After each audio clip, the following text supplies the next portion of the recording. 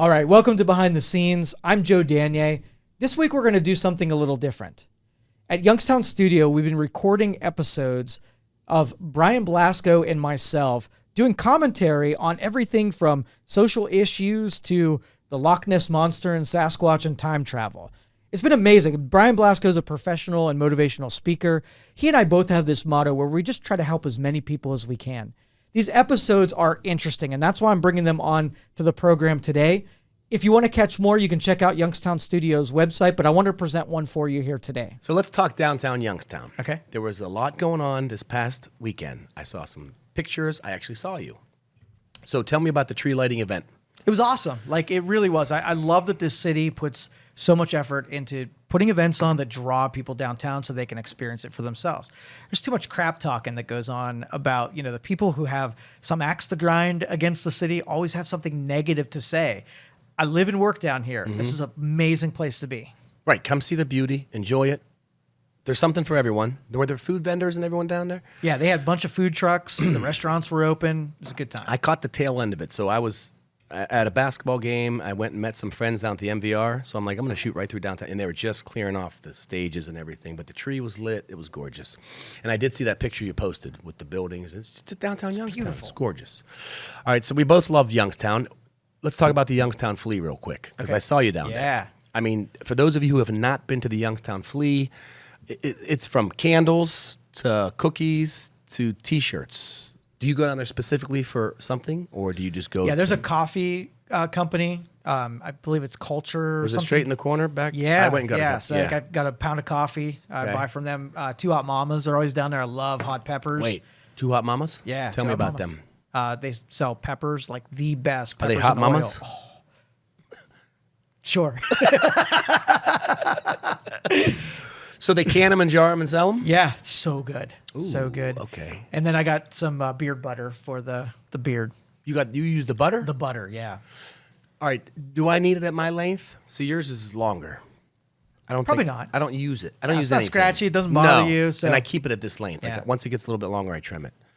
I can't go much longer. But the Youngstown Flea is awesome. It's a neat location for those of you who haven't been there. It's in a warehouse on Boardman Street. It's very cool. Yeah. What I like most about it is like the business side of Joe. I love when companies, hatch an idea and then they go out into the world and try to, mechanize their idea. And that's a great place to set up a table, throw something out on it that you believe in, and see if the public likes and appreciates it. Right. It gives them a platform to sell their product, whatever it is. Like I said, there were cookies, there were candles, there were T-shirts. I bought a Youngstown with a 330. Yes, the T-shirt vendor. Yeah, right. Nice. But they were out of my size, medium. I'm a little dude. So I bought one from someone else. Okay. Speaking of vendors, people, platforms, let's talk. I'm curious to know, with regards to your career, let's talk jobs. Not whether we like them or dislike them, just in general, first job you ever had. I started little businesses since I was 5 years old. I could see that. The bike shop was number one. Where Wait. So like repairing bikes? Repairing and painting my friends' bikes. I learned how to oil a chain, and I had a chain oiling service. Shut up. Like a lube stop. Yes, for bikes. Yeah, not very successful, not my most lucrative enterprise, but it was the beginning. It was the beginning. So I always say my first job was eraser clapper. In grade school, every teacher picked that student to clap. We're talking old school. Chalkboards, Okay. It was before the whiteboards. It was before the smart boards. It was chalkboards. And then the teacher would pick a student to go outside and literally clap the erasers. So we've had numerous jobs. Some have been paid. Some have not been paid. Any person out there with regards to starting a business, whether it's cutting grass or doing landscaping or anything, I think it's great, the entrepreneurial spirit. We've talked about that before. Best job I ever had. Now, I love what I do now. We know that. I worked at Sam's Club when I was in college, and it's still probably to this day one of the best jobs I had. Really? No joke. All right, what'd you do at Sam's Club? So I was cashier, and I was cart dude. Okay. But I preferred cart dude. Now, this is when Sam's Club was back on South Avenue, where the Handles is now. Okay. Behind it, where there's a I store. remember Okay. that. So the tire shop was not connected back in the day. It was a separate entity behind the building. So my buddies and I in the wintertime, we'd do the carts.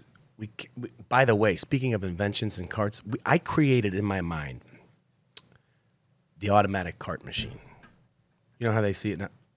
But we never brought it to fruition. But I swear to you, we had a PVC pipe, a rope, and a hook.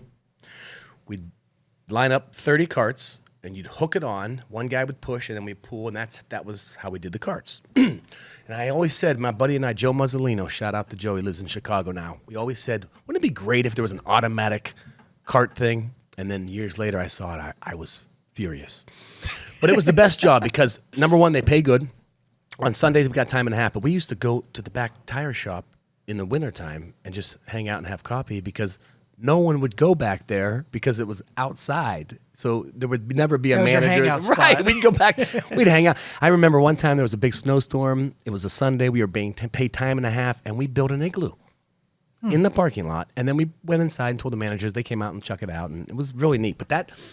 And I still am friends with the people there. I mean, there are a tremendous amount of people that still live or work there that, 30 years ago when I was there. But that was my best job. Do you have a best job? No. No? But I got into business super young, and so I've been doing this since, I was 20 years old. So anything I had before that, I think I worked at a grocery store for a little bit, bagging groceries and picking up carts. Okay. I worked in the oil fields for a little bit. Really? Pumping natural gas and stuff like that. That wasn't great. It was cool because you got to jump on an ATV and head back 3 miles into the woods, and nobody knew who you were. But yeah, it wasn't great. Okay. This episode was brought to you by Youngstown Computer, the Valley's technology company. We appreciate the loyalty and all you have shown us over the years, and it's our promise to serve all the technology needs of the Valley. Call 330-259-7278. We have both home and business services available. Everything from repair, installations, and new equipment. You can improve your Wi-Fi and have technology serve you better. Call 330-259-7278, or you can schedule your appointment right now on youngstowncomputer.com and look for the red Book Now button. What do you think is the number one reason people leave a job today? Yeah, I'm thinking like purpose. Like if this is fulfilling me what I'm supposed to be doing in my life, I think you come to an epiphany where all the money and whatever isn't worth it. But if you're not really working on your thing, I think people fall out in love with that kind of stuff. If you wake up in the morning and you dread going to wherever it is you're going, it's time to rethink what the heck you're doing in life. Yep. There are some moments where you have to just dig down deep and do it. Regardless, I was talking to my best friend Bob Murphy the other day about his daughter and her thoughts, and she's a freshman in college and not sure what she wants. And I said the bottom line is, find something she enjoys, but also remember, even in finding that something you enjoy, there are going to be days where you hate it and it just sucks, and you just got to. It's not going to be rainbows and butterflies all the time. I got an idea for you. Okay, let me hear it. So, I think the way that we even hire people, the percentage chance that you get someone who is perfect for your company or the perfect job for you is so mathematically insignificant. Okay. That I think with computers and artificial intelligence, you should be able to upload your stats, and jobs should upload their stats, and through the whole United States, 300 million people and probably 20,000, jobs every day that pops up, that you're mathematically partnered with someone, almost like a dating app would. Because when I get it. This person's skills. When I run a job, I get maybe 100 people that put their applications or their resumes in, and I interview maybe 20 of those people, and I hire 5. And when you look at the statistics, what was my sample of 100 people out of 300 million? How do I know that I even got close to a person that was perfect for that job? Right. So you're saying skill set over here, job over here. Yeah, make it like AI the NFL, where you put your stats up there and let people recruit you and seek you. Absolutely. We kind of do that with colleges. Kids going to colleges applying, their stats are their resume. I was part of this club. I was part of that club. My GPA was this. Here are all the reasons why you should. But you don't get in front of enough people to know that you're really at the place you should be at. It's probably by dumb luck that most people really love their jobs. And I think I told you this, and if I did, I'm going to say it again. With regards to being hired somewhere, I told my son, I think I told you, with regards to, I don't care if you go to Harvard, Princeton, YSU, Gateway Community College, be a plumber, be an electrician. If the person across the interview table does not like you, you're not getting the job. Yep. Your degree might get you in the door, But let's be honest, if you're going to be a chemical engineer, and that's what my son wants to do, there are going to be 10 chemical engineers that day that apply for the job. Same stats, same grades, same resume, but that person interviewing is going to interview one of those 10 that he or she feels comfortable with. Yeah, and I'm pretty sure that you and I could sit at a table and you could take what the job is. We could pretty much get hired for just about any job that would be dependent on likability and being able to communicate well with another person. Yeah, I'm a sponge. I can absorb. It's Absolutely. the 4 types of people. You've ever heard this? Willing and able. Okay. Okay. So there are 4 types of workers. There's willing and able. Great worker. Willing, able. Boom. Then there's willing, unable. Still a good employee. They're unable, though, because they need training. They need information. Then you have the person who is able and unwilling. Fire. Goodbye. Mm-hmm. That's the bad seed. And then you have the person who's unwilling and unable. But many times they're unwilling because they're unable to do the job, so they need information. So those are the 4 basic. There's willing and able. Great. There's willing and unable, and they're unable because of, I don't know. I always think of that when I talk to people and I talk to companies about who they're going to hire and this and that. I go, I would hire on personality, and you can't teach that. You can't teach character. You can't Empathy, teach morals. You absolutely. can't teach ethics. I can teach you the job. Yeah. All right. So, yeah, Sam's Club, shout out to you. Best job ever. And I love what I do now. All right, let's talk. 'Tis the season. Christmas is coming. The weather. Gloomy, rainy, snowy, yucky. Christmas shows. Okay. Do you have a favorite? Like movie or Right. like Movie. Well, I guess Christmas Story is ingrained in everybody's brain. I like Elf and A Christmas Story. Those are my go-tos. Those are beautiful. So I have 3 go-tos that I watch every year by myself. It's just, I've always done it that way. Go ahead. Miracle on 34th. Right. Old school, black and white. It's a Wonderful Life. Have to. Old school, black and white. And A Christmas Carol. George C. Scott, 1984. Okay. Those of you listening, George C. Scott, 1984, A Christmas Carol is the best rendition, in my opinion, of Ebenezer Scrooge, Bob Cratchit. I just love it. So those are 3 that I will watch. And then I watch Elf. Watched Fred Claus last night, which is a great movie. For those of you ever see Fred Claus? Yeah. So it's with Vince Vaughn and Paul Giamatti. See, I love Paul Giamatti. Yeah. I think he's a great actor. Your 3 sort of has some depth to it. You have the feels that go Right. along with the first 2, and then the Ebenezer Scrooge character is supposed to like really put your body and your mind in check, right? Yeah. And then I just like stupid comedy movies. Yeah, absolutely. Well, I mean, Chevy Chase, Family Vacation, That's it, right. is. Are you serious, Clark? Looks great. Little fool, a lot of sap. I mean, it's a great movie. Yeah. My best friend Bob and we always talk about that movie. There is a line where Cousin Eddie, who is Randy Quaid? No, not Randy. Which Quaid is that? It's a Quaid. Dennis Quaid. No, Maybe it's Randy Quaid. I think it's Randy. Randy Quaid is the actor who plays Cousin Eddie.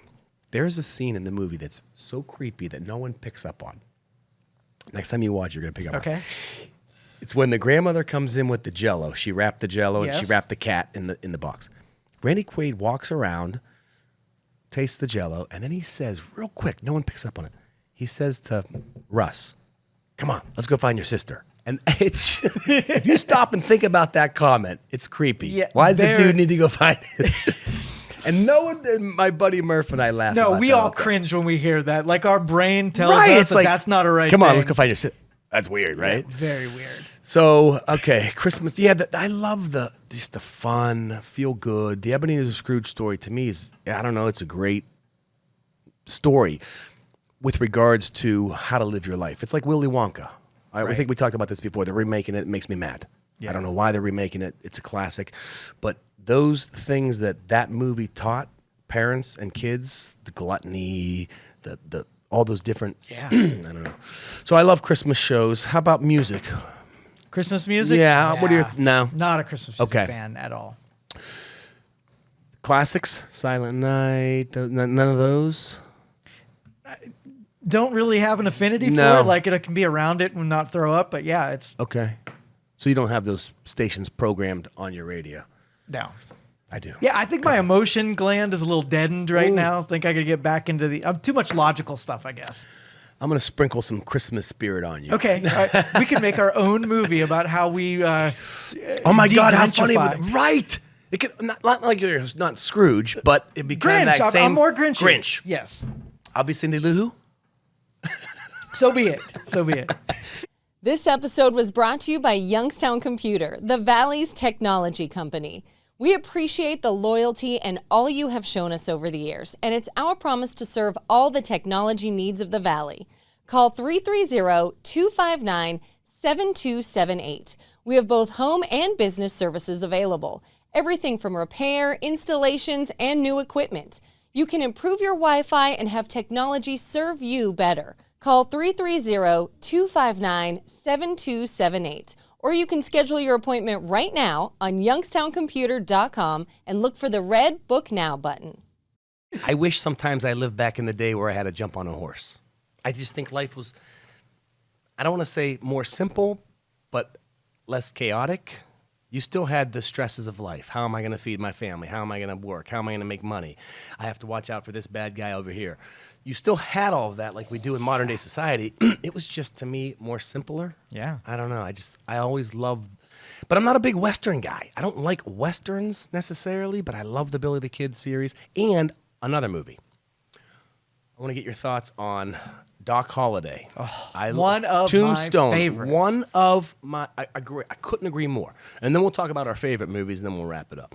So Tombstone to me is just unbelievable because, again, it talks about Wyatt Earp, the Brotherhood, him, Doc Holliday, his friend, who wasn't a member of his family but was treated just the same.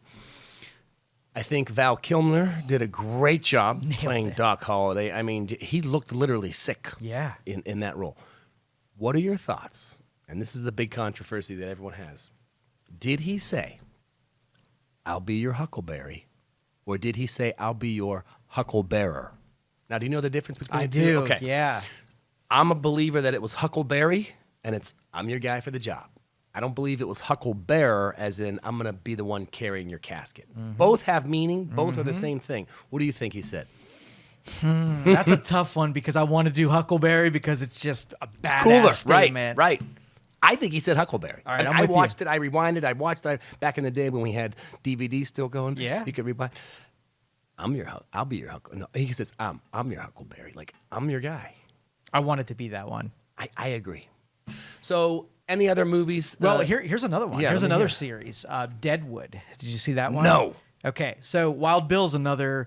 Wild Bill Hickok? Hickok, Oh, yeah. Hickok, yeah. When we were traveling, we visited Deadwood. It was off one of our trails when we were out west. Okay. And so we visited the city of Deadwood, and we went into the saloon that they have completely made up like it was back in the day. So you walk down into where they would play cards, and it's outfitted just like it was in the day. They even have a table set the way that it was when Wild Bill was shot in the back.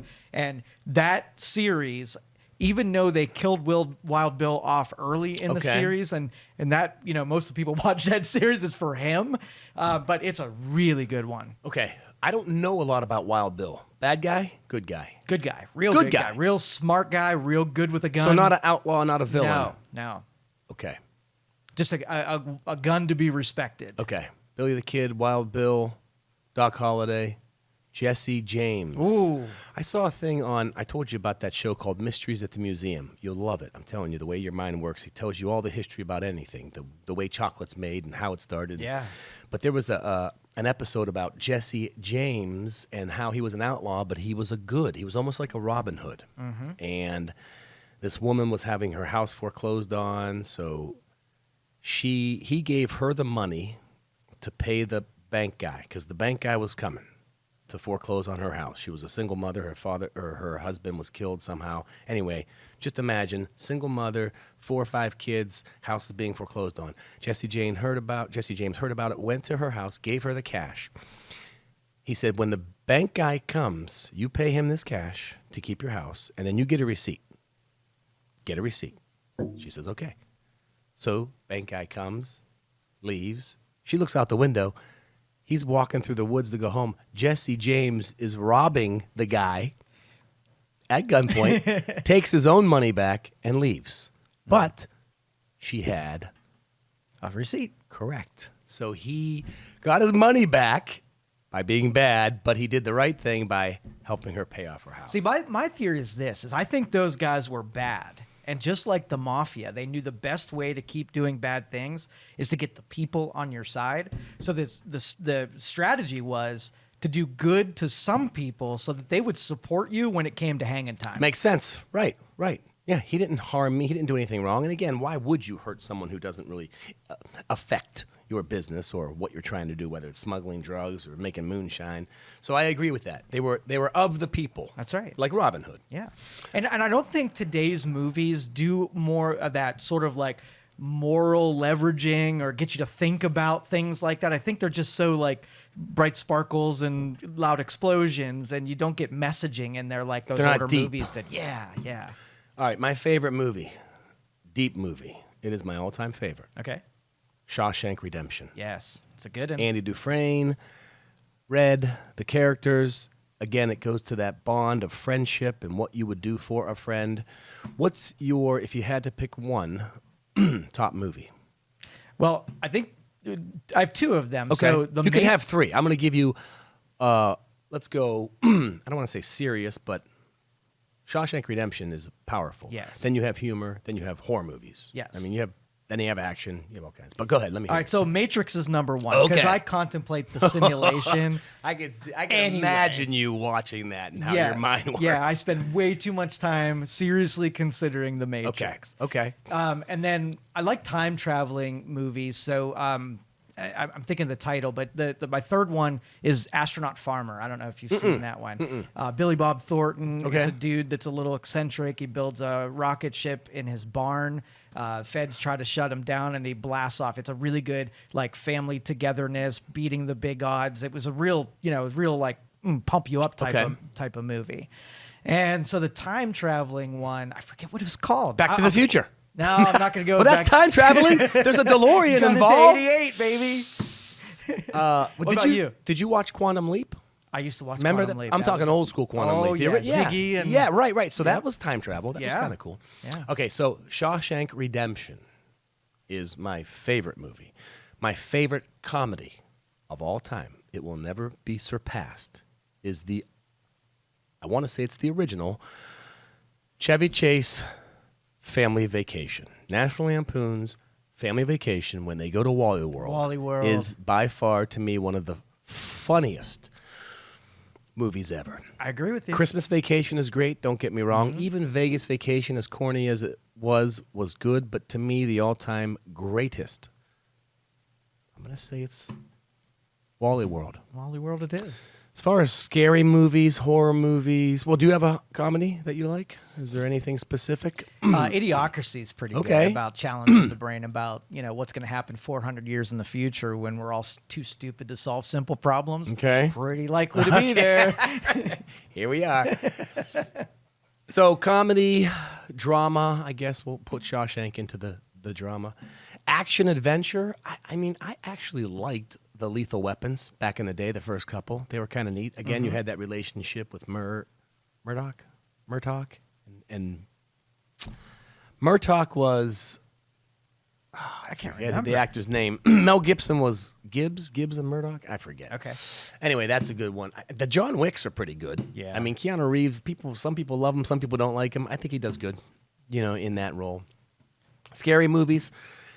I am a fan of the classics, the original Halloween, the original Friday the 13th. And the original Friday the 13th, now you know this, as I would think, the killer was who? Who? I don't know. Jason's mother. Really? Jason Voorhees was not the killer in the original Friday the 13th. It was I've his... watched zero of those movies. Okay, yeah. Well, Zero. they're mindless shows. Okay. They're mindless movies. There's blood, guts, and gore. But the first one was good because it wasn't just killing left and right. Then they got into everyone's getting their heads chopped off. And everyone's Right.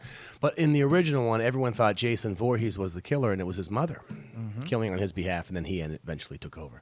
Now, I don't like blood guts type Right. of movies, but I watched all of the Saw series. Oh! They are amazing. Well, that's because you like the way his mind Yes. works. There's a million of them. They're always on. I watch TV at night and boom, Saw 3, Saw 4, Yep. Saw 12, Saw 19, Saw 20.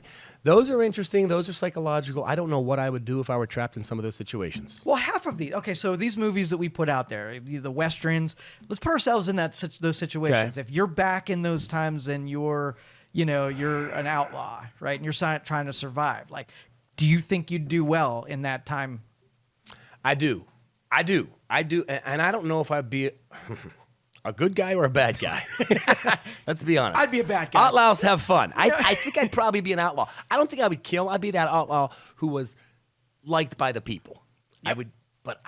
I think I would survive. Here's why. Because I would surround myself with people I knew had my back. Yeah. But again, Billy the Kid thought Pat Garrett had his back, and supposedly he was killed by him. So I think I would survive in a Western format. In a horror movie, I'd be killed.